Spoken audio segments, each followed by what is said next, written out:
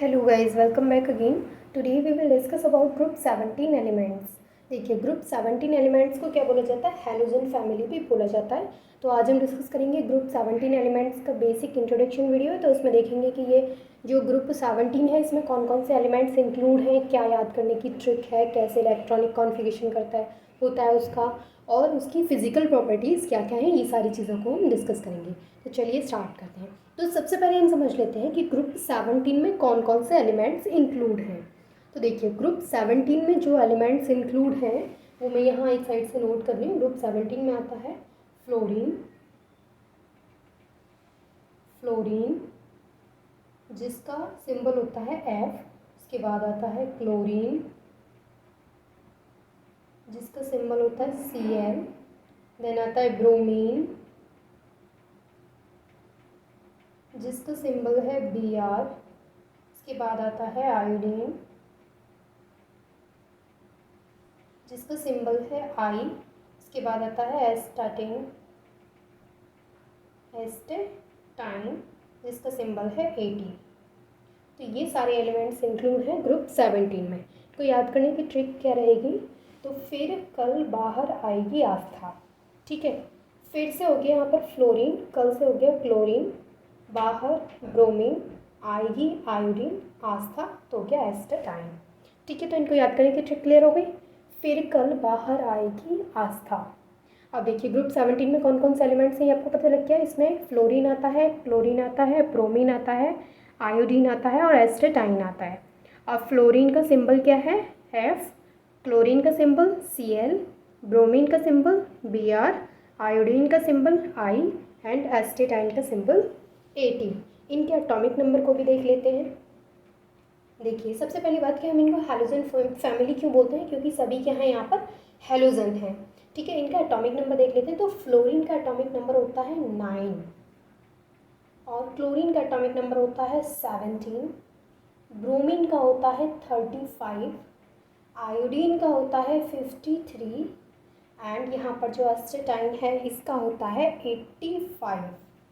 Clear? यहाँ तक clear हो गया कि फ्लोरीन का एटॉमिक नंबर 9, क्लोरीन का एटॉमिक नंबर 17, ब्रोमीन का एटॉमिक नंबर 35, आयोडीन का एटॉमिक नंबर 53 एंड एस्टाटाइन का एटॉमिक नंबर 85।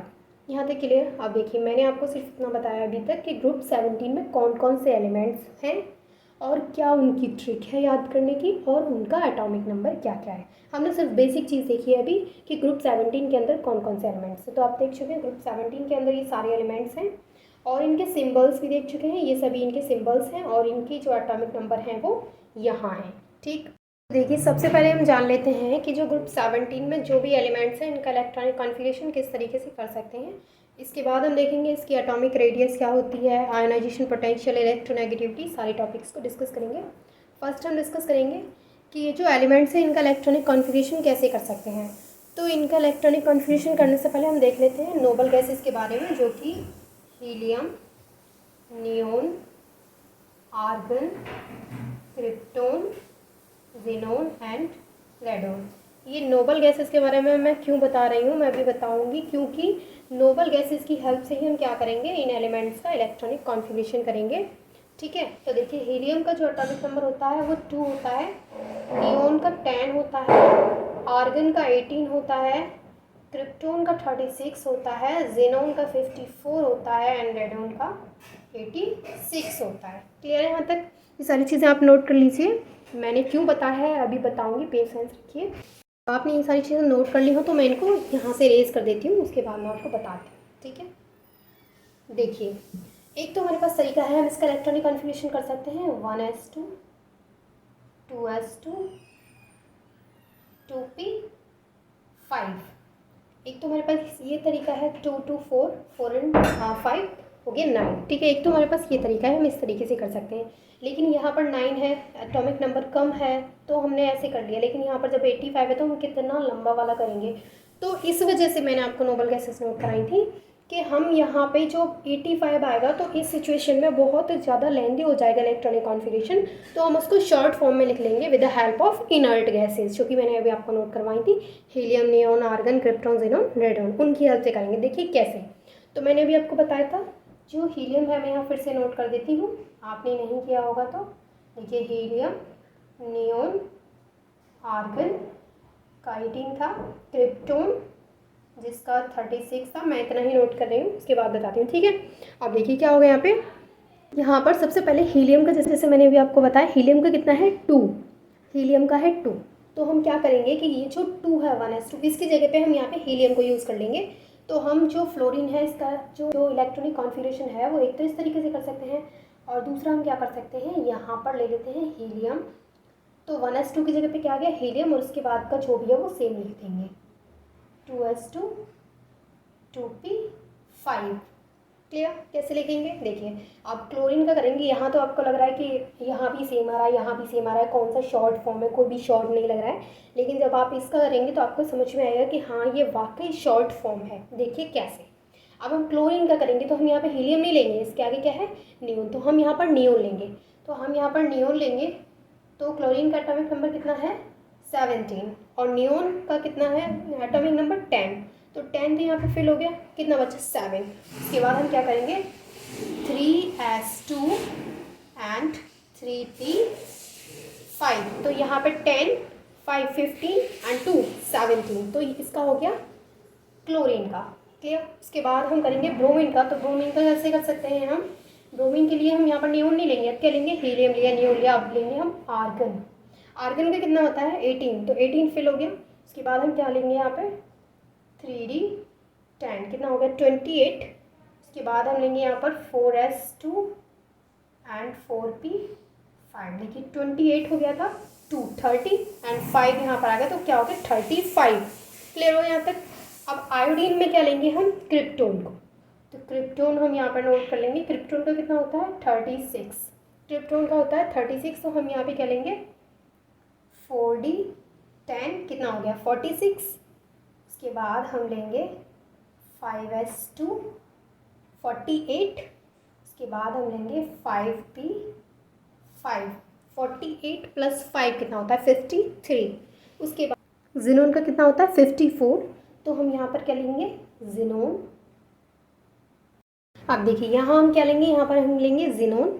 जिनोन का कितना कवर हो गया यहाँ पर जो एस्टाटाइन है उसका है 85, तो 54 कवर हो गया। उसके बाद हम लेंगे यहाँ पर 4f14, कितना कवर हुआ 54 एंड 54 64 68 कवर हो गया। उसके बाद हम यहाँ पे लेंगे 5d10 78 कवर हो गया। उसके बाद 6s2 79 एंड 80 कवर हो गया। उसके बाद लेंगे 6p5। इस तरीके से हम क्या कर सकते हैं, इनका इलेक्ट्रॉनिक कॉन्फ़िगरेशन कर सकते हैं with the help of inert gases, जिनको हम नोबल गैसेस भी बोलते हैं। तो इसके लिए आपको क्या याद होना ज़रूरी है, ये चीज़ें याद होना ज़रूरी है। मैं यहाँ पे इसको नोट कर दिया है, आप इसको नोट कर सकते हैं इन नोटबुक में, ठीक है। तो क्लियर हो गया यहाँ पे कि इनका हम इलेक्ट्रॉनिक कॉन्फ़िगरेशन कैसे कर सकते हैं। देखिए 2 तरीके हैं। फर्स्ट तो ये है, अगर आपको बिल्कुल भी समझ में नहीं आया है तो आप इसको कर सकते हैं।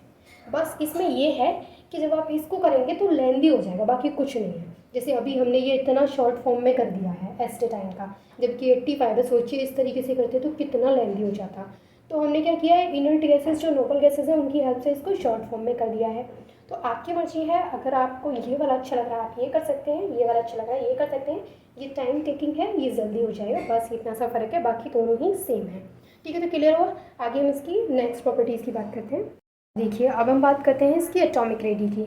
तो जो ग्रुप 17 के एलिमेंट्स हैं उनकी एटॉमिक रेडी क्या होती है, इंक्रीज होती है on moving down the group, on moving down the group. देखिए जो ग्रुप 17 के एलिमेंट्स हैं उनकी एटॉमिक रेडियस क्या होगी, इंक्रीज होगी जब हम फ्लोरीन से आयोडीन की तरफ आएंगे। तो यानी कि टॉप टू बॉटम, देख लीजिए टॉप टू बॉटम जो एटॉमिक रेडियस है वो क्या होगी, इंक्रीज होगी। ऐसे क्यों होगा, क्योंकि नंबर ऑफ सेल्स बढ़ेंगी। यानी कि ये क्यों होगी इंक्रीज, तो नोट कर लीजिए because of number of shells. Number of shells increase हो रही हैं इसलिए जो एटॉमिक रेडी है वो इंक्रीज होगी। तो यही चीज़ आपको नोट कर लेनी है। तो मैं यहाँ पे डेफिनेशन नोट कर देती हूँ, ठीक है। तो आप नोट कर लीजिए, the atomic ready, the atomic ready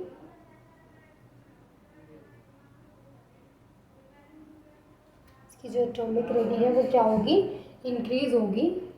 ready increases on moving down the group, moving down the group, यानी कि ग्रुप में जब टॉप से बॉटम यानी कि फ्लोरीन, जैसे क्या है, फ्लोरीन है, ब्रोमीन है, आयोडीन है, तो जब हम ऐसे आएंगे तो जो इसकी एटॉमिक रेडी है वो क्या होगी, एटॉमिक रेडी की जो वैल्यू है वो इंक्रीज होगी। टॉप टू बॉटम आएंगे तो एटॉमिक रेडी की वैल्यू क्या होगी, इंक्रीज होगी।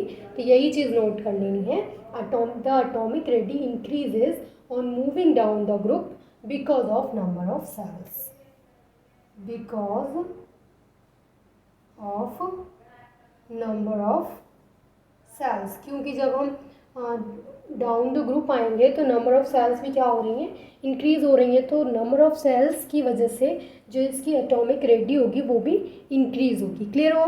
थर्ड प्रॉपर्टी की बात करते हैं। देखिए जो थर्ड प्रॉपर्टी है वो है आयोनाइजेशन पोटेंशियल, आयोनाइजेशन पोटेंशियल या फिर एनर्जी। सबसे पहले हम यहाँ पर समझ लेते हैं कि आयोनाइजेशन एनर्जी यानी कि आयोनाइजेशन पोटेंशियल क्या होता है।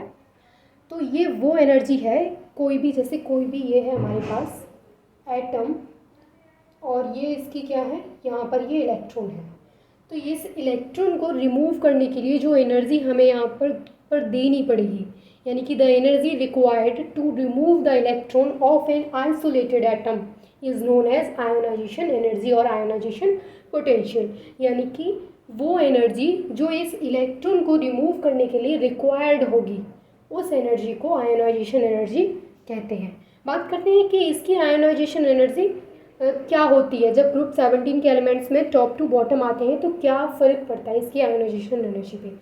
तो देखिए इसकी जो आयोनाइजेशन एनर्जी की वैल्यू है, जब हम टॉप टू बॉटम आएंगे, टॉप टू बॉटम जब हम आते हैं तो इसकी जो आयोनाइजेशन एनर्जी की वैल्यू है वो क्या होती है, डिक्रीज़ होती है। ऐसा क्यों होता है, क्योंकि हमने लास्ट देखा अभी कि जब हम एटॉमिक रेडी की बात कर रहे थे तो एटॉमिक रेडी क्या हो रही थी वहाँ पर, एटॉमिक रेडी वहाँ पर इंक्रीज़ हो रही थी। और क्यों हो रही थी, नंबर ऑफ सेल्स की वजह से, मतलब साइज़ बढ़ रहा था, एटम का साइज़ बढ़ रहा था। तो एटम का साइज़ बढ़ेगा तो आयोनाइजेशन पोटेंशियल डिक्रीज़ होगी। क्यों होगी, देखिए मैं आपको एक एग्जांपल की हेल्प से समझाती हूँ। जैसे मेरे पास है ये एक एटम, ठीक है, और ये है इलेक्ट्रॉन यहाँ पर, और एक एटम मेरे पास ये है,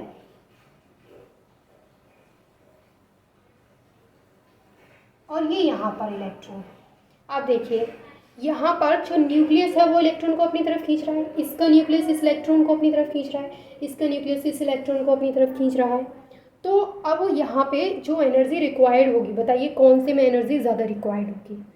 अगर हम इस इलेक्ट्रॉन को इस एटम से अलग करना चाहें तो जाहिर सी बात है यहाँ पर ज़्यादा एनर्जी देनी पड़ेगी, क्योंकि यहाँ जो न्यूक्लियस और ये जो आउटर मोस्ट इलेक्ट्रॉन है इसके बीच में डिस्टेंस बहुत कम है।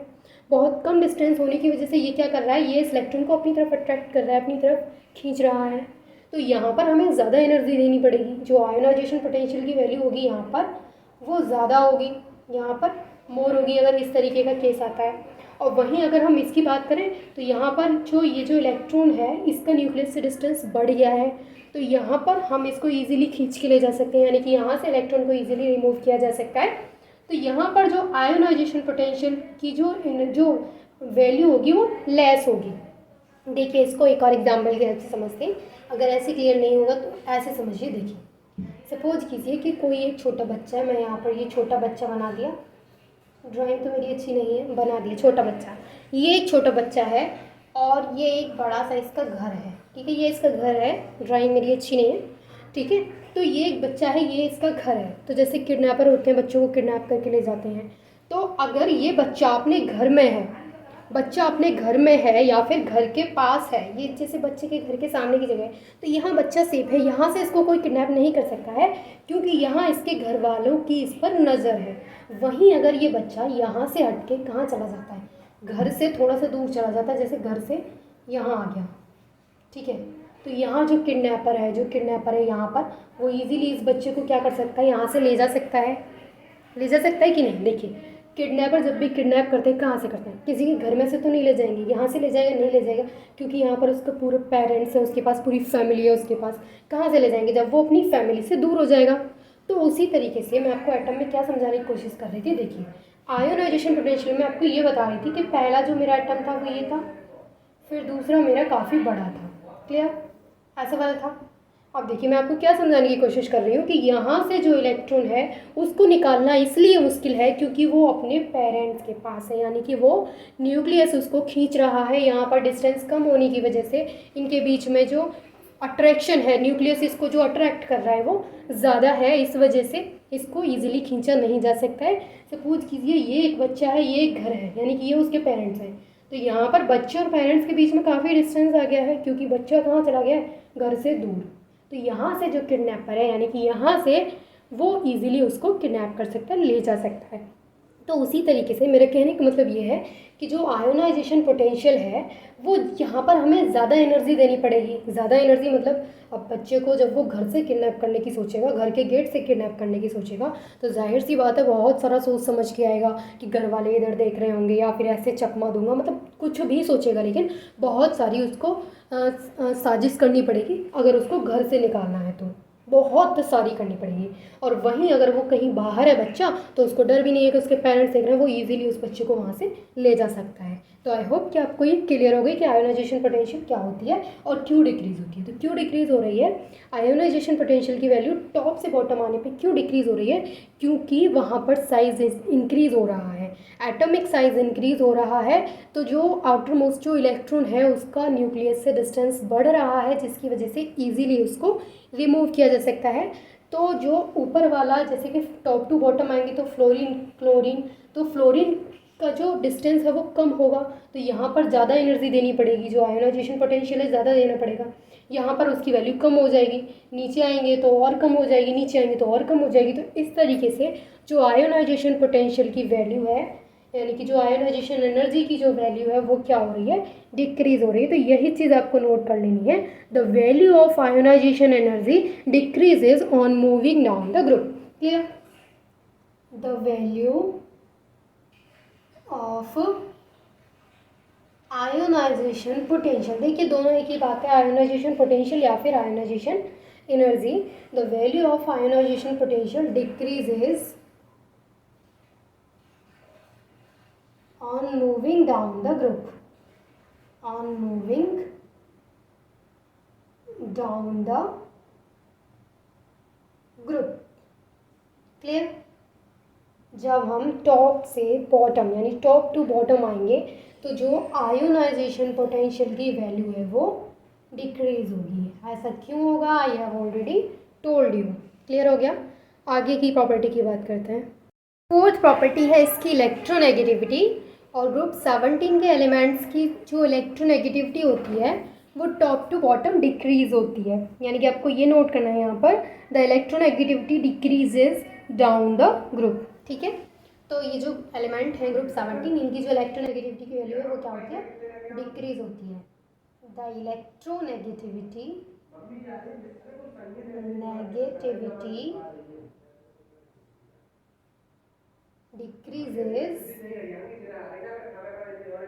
decreases on moving down the group, moving down the group।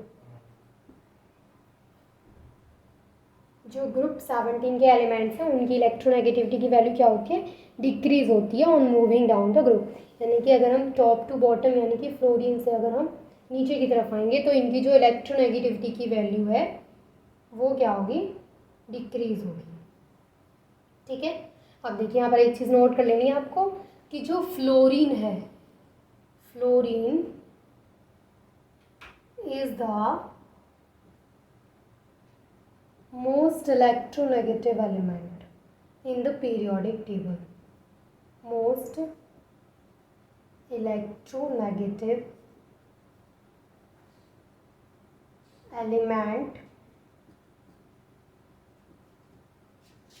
in periodic table, in periodic table, clear हुआ यहाँ तक। देखिए फ्लोरीन क्या है, तो फ्लोरीन पीरियोडिक टेबल में सबसे ज़्यादा इलेक्ट्रोनेगेटिव एलिमेंट है और जो इलेक्ट्रोनेगेटिविटी की वैल्यू है वो on moving down the group यानी कि टॉप टू बॉटम डिक्रीज होती है। देखिए मैं यहाँ पर आपको अलग से एक और चीज़ बता देती हूँ, हालांकि वो इसका टॉपिक नहीं है, मैं फिर भी बता देती हूँ यहाँ पर, क्योंकि हम इलेक्ट्रोनेगेटिविटी की बात कर रहे हैं और हम फ्लोरीन की बात कर रहे हैं जो कि मोस्ट इलेक्ट्रोनेगेटिव एलिमेंट है पीरियोडिक टेबल का।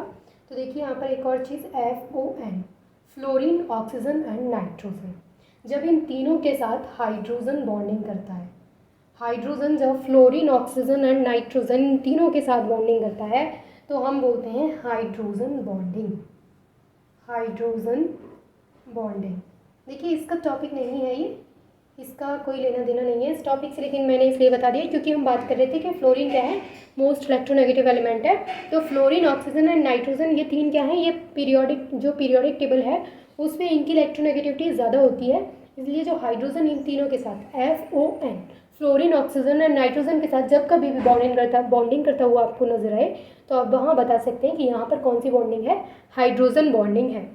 इसके अलावा हाइड्रोजन किसी के भी साथ बॉन्डिंग करता है वो हाइड्रोजन बॉन्डिंग नहीं होगी, अगर वो फ्लोरीन, ऑक्सीजन एंड नाइट्रोजन के साथ बॉन्डिंग कर रहा है तो वो हाइड्रोजन बॉन्डिंग होगी। क्लियर होगी यहाँ तक? आगे हम इसकी नेक्स्ट प्रॉपर्टी की बात करते हैं। देखिए फिफ्थ जो प्रॉपर्टी है इसकी वो मैं बताऊंगी आपको कि यहाँ पर जो फ्लोरीन है, क्लोरीन है, ये किस स्टेट में है, ब्रोमीन किस स्टेट में है, आयोडीन किस स्टेट में है, यानी कि फिजिकल प्रॉपर्टी की बात करेंगे तो देखिए जो फ्लोरीन एंड क्लोरीन है, fluorine and chlorine are gases, ये क्या है, ये गैसेस हैं। वहीं अगर हम बात करें ब्रोमीन की, ब्रोमीन तो ये क्या है, ये लिक्विड है, ब्रोमीन इज लिक्विड। और अगर हम बात करें वहीं पर आयोडीन की तो ये एक सॉलिड है। समझ में आ गया आपको? फ्लोरीन एंड क्लोरीन क्या है, fluorine and chlorine are gases, bromine is a liquid and iodine is a solid. ठीक है, सिक्स जो हम इसकी प्रॉपर्टी की बात करें तो हम बात करेंगे इसकी मेल्टिंग एंड बॉइलिंग पॉइंट की। ठीक है, तो जो ग्रुप 17 के एलिमेंट्स हैं इनका मेल्टिंग और बॉइलिंग पॉइंट दोनों क्या होते हैं, इंक्रीज होते हैं विद एटॉमिक नंबर, यानी कि एटॉमिक नंबर इंक्रीज होता है तो इनके मेल्टिंग एंड बॉइलिंग पॉइंट भी इंक्रीज होते हैं। तो यही लिखना है, यहाँ पे डाल लीजिए आप हेडिंग मेल्टिंग पॉइंट, मैं दोनों को एक ही लाइन में लिख देती हूँ, एंड बॉइलिंग पॉइंट आप अलग अलग बना सकते हैं चाहे तो, हेडलाइन बॉइलिंग पॉइंट। ठीक है, मैं यही लिख देती हूँ दोनों को कि इनके जो मेल्टिंग एंड बॉइलिंग पॉइंट हैं वो क्या होते हैं, इंक्रीज होते हैं with increase atomic number. They are melting and boiling point, देखिए देयर मेल्टिंग, जो मैंने शॉर्ट में लिख दिया है, melting point and boiling point increases with atomic number. Atomic number बढ़ता है तो उसके साथ साथ इनके मेल्टिंग एंड बॉइलिंग पॉइंट भी इंक्रीज होते हैं। यहाँ तक नोट कर लिया आपने? आगे हम बात करते हैं सेवेंथ पॉइंट। तो देखिए जो सभी हैलोजेंस हैं वो क्या होते हैं, वो कलर्ड होते हैं। तो ये चीज़ नोट करने की, देखिए ये तो आपको पता ही है कि यहाँ पर ये हैलोजन के बारे में हम स्टडी कर रहे हैं, क्योंकि ग्रुप 17 के एलिमेंट्स को ही क्या बोला जाता है, हैलोजन फैमिली बोला जाता है, क्योंकि फ्लोरीन, क्लोरीन, ब्रोमीन, आयोडीन क्या है, ये सभी हैलोजन हैं। तो यहाँ पर बोला गया है कि जो हैलोजेंस है यानी कि ऑल हैलोजेंस आर, सभी हैलोजेंस क्या होते हैं, कलर्ड होते हैं। All halogens are coloured. अगर हम इनकी कलर की बात करें तो देखिए जो F2 है, F2 has yellow colour. F2 का कौन सा कलर होता है, येलो कलर होता है, F2 का येलो कलर होता है। वहीं Cl2 के कलर की बात करें तो उसका ग्रीनिश येलो कलर होता है। इसका कैसे कलर होता है, ग्रीनिश येलो, इसका कलर होता है ग्रीनिश येलो। वहीं अगर हम Br2 के कलर की बात करें तो इसका कलर होता है रेड।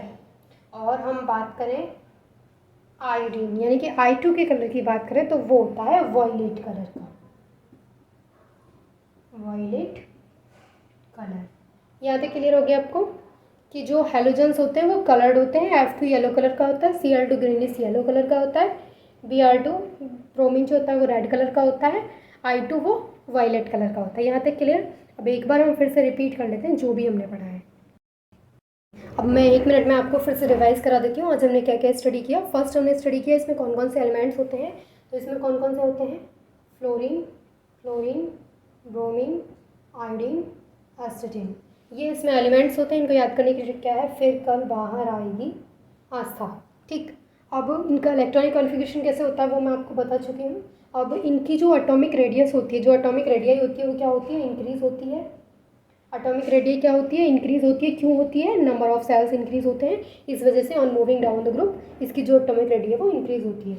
थर्ड हमने बात की थी आयोनाइजेशन पोटेंशियल की। तो इसका जो आयोनाइजेशन पोटेंशियल है वो क्या होता है, उसकी वैल्यू डिक्रीज़ होती है। आयोनाइजेशन पोटेंशियल की वैल्यू डिक्रीज़ होती है। क्यों होती है, क्योंकि जो एटॉमिक साइज इसका इंक्रीज़ होता है तो इलेक्ट्रॉन को निकालना उतना ही ईजी हो जाता है। जब हम टॉप टू बॉटम आते हैं तो वहाँ पर उतनी ही कम एनर्जी देनी पड़ती है। तो इसकी जो आयोनाइजेशन पोटेंशियल है वो क्या होती है, डिक्रीज़ होती है। फोर्थ हम बात करेंगे इलेक्ट्रोनेगेटिविटी की। तो इसकी इलेक्ट्रोनेगेटिविटी क्या होती है, on moving down the group ये भी डिक्रीज़ होती है। फिफ्थ बात करेंगे ये जो हमारे एलिमेंट्स हैं तो इसमें जो क्लोरीन और फ्लोरीन है, यहाँ पे लिख देती हूँ, जो क्लोरीन एंड फ्लोरीन है ये क्या है, गैसेस हैं। ये क्या है, लिक्विड है। ये क्या है, सॉलिड है। ये चीज़ मैं आपको बता चुकी हूँ। ठीक है, इसके बाद फिफ्थ हम बात करते हैं कि जो सभी हैलोजेंस होते हैं वो क्या है, वो कलर्ड है। सभी हैलोजेंस यहाँ पर कलर्ड है। फर्स्ट वाला जो फ्लोरीन है वो क्या है, वो येलो कलर का होता है। कलर मैं आपको बता ही चुकी हूँ, येलो कलर का होता है। फिर क्या होता है, ये ग्रीनिश येलो होता है। ये वाला जो ब्रोमीन होता है, जो Br2 होता है, उसका कलर कैसा होता है, रेड। उसके बाद जो I2 है उसका कलर होता है वायलेट। क्लियर।